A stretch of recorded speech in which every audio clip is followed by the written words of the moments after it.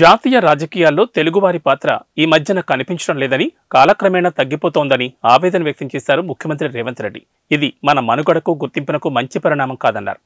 గతంలో నీలం Sanjeev Reddy, NT Ramarao, PV Narasimha Rao లాంటి వారు జాతీయ రాజకీయాలను శాసించారని, ఆ తర్వాత జైపాల్ రెడ్డి, వెంకయ్యనాయుడు తదితరులు ఆ స్థాయిని కొంతవరకు నిలబెట్టారని అన్నారు. తమిళనాడు మాజీ గవర్నర్ రామ్మోహన్ రావు రచించిన గవర్నర్ పెట్టు గవర్నర్స్ హౌస్ అనే పుస్తకాన్ని మర్రి చెన్నారెడ్డి మానవ వనరుల అభివృద్ధి కేంద్రంలో ఆదివారం సాయంత్రం ఆవిష్కరించిన సందర్భంగా ఈ వ్యాఖ్యలు చేశారు రేవంత్ రెడ్డి. రాష్ట్రాలు, రాజకీయాలతో సంబంధం లేకుండా తెలుగువారిగా మనమంతా కలిసి ప్రయాణం మొదలుపెట్టాల్సిన అవసరం ఉందన్నారు. రాష్ట్రాలుగా విడిపోయినా మనుషులుగా మనం కలిసి ఉండాల్సిన అవసరం ఉందన్నారు.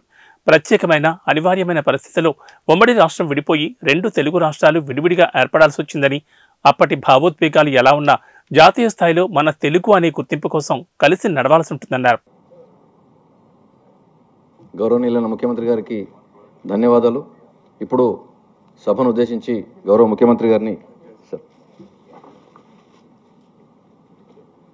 My publisher, though he had agreed to publish a book which was declined by 3 others, he seems to be a smart businessman.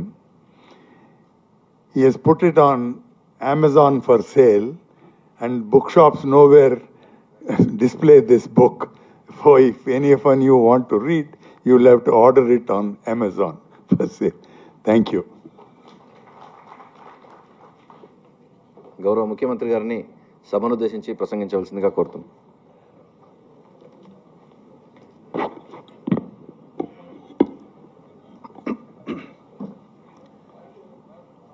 మాజీ డీజీపీ, మాజీ గవర్నర్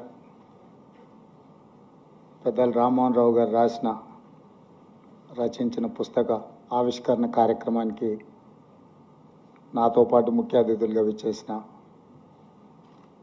ఐపీఎస్ ఆఫీసర్, మాజీ కేంద్ర మంత్రిగా పనిచేసిన పివి రంగయ్య నాయుడు గారు, వేదిక మీద తెలంగాణ రాష్ట్ర డీజీపీ రవిగుప్తా గారు, ఇతర అధికారులు, ఇక్కడ చాలామంది ఎమినెంట్ పర్సనాలిటీస్, ఐఏఎస్, ఐపీఎస్గా, డీజీపీలుగా, చీఫ్ సెక్రటరీస్గా వివిధ హోదాలలో రాష్ట్రానికి, దేశానికి సేవలు అందించి ఈరోజు రామ్మోహన్ రావు గారి పుస్తక ఆవిష్కరణలో మీరందరూ పాల్గొనడం, ఈ కార్యక్రమానికి నన్ను ముఖ్య అతిథిగా వారు ఆహ్వానించడం ఒక మంచి అవకాశంగా, మిమ్మల్ని అందరినీ కలవడానికి నాకు ఇది ఒక మంచి సందర్భం అని నేను భావిస్తున్నాను.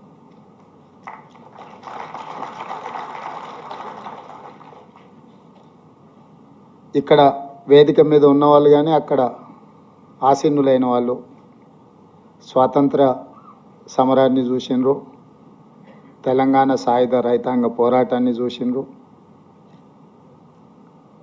అదేవిధంగా హైదరాబాద్ రాష్ట్ర అవతరణ పరిపాలన చూసినారు, ఉమ్మడి ఆంధ్రప్రదేశ్ 2 రాష్ట్రాల కలయికతో ఏర్పడ్డ ఉమ్మడి ఆంధ్రప్రదేశ్ రాష్ట్ర పరిపాలన చూసినారు, 69 తెలంగాణ ఉద్యమం, 72లో జయాంధ్ర ఉద్యమం, మళ్ళీ 96లో రెండవసారి తెలంగాణ ఉద్యమం, అదేవిధంగా తెలంగాణ రాష్ట్ర అవతరణ.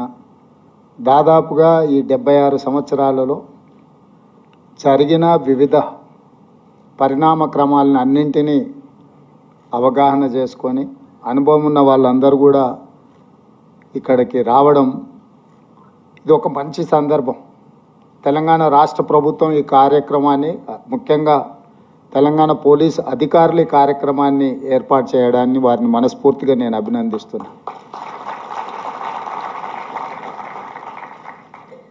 ఇన్ని కాలాలలో జరిగిన ఎన్నో అనుభవాలతో కూడుకున్న పెద్దలందరినీ ఒక దగ్గరికి రప్పించడం అనేది అంత ఆషామాషిగా జరిగే విషయం కాదు.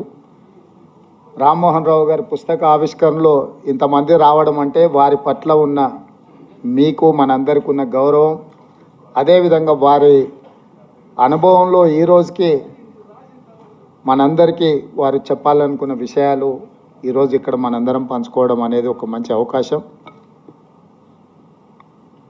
నాయకులకు పరిమితులు ఉంటాయి, ఎందుకంటే నాకు ముఖ్యంగా ఆ పుస్తకంలో ఏముందో నాకు తెలీదు. రచయిత గారు ఏం రాసినా అది వారి అభిప్రాయమే, నా అభిప్రాయం అయితే కాదు. వారి అభిప్రాయంతో ఏకీభవించవచ్చు, నేను విభేదించవచ్చు. ఆ పుస్తకాన్ని మొత్తం చదివిన తర్వాతనే నేను చెప్పగలను. ఎందుకంటే వారు ఉన్నతాధికారిగా, గవర్నర్గా, ముఖ్యంగా కాంగ్రెస్ పార్టీని దగ్గర నుంచి పరిశీలించి రాసిన చాలా అంశాలు, ప్రస్తావించిన అంశాలు అందులో ఉండొచ్చు. మేబీ కాంట్రవర్సీస్, లేకపోతే డిస్క్రీట్ ఆర్ ఇన్ డిస్క్రీట్, అందులో ఏముందో నాకు తెలియదు.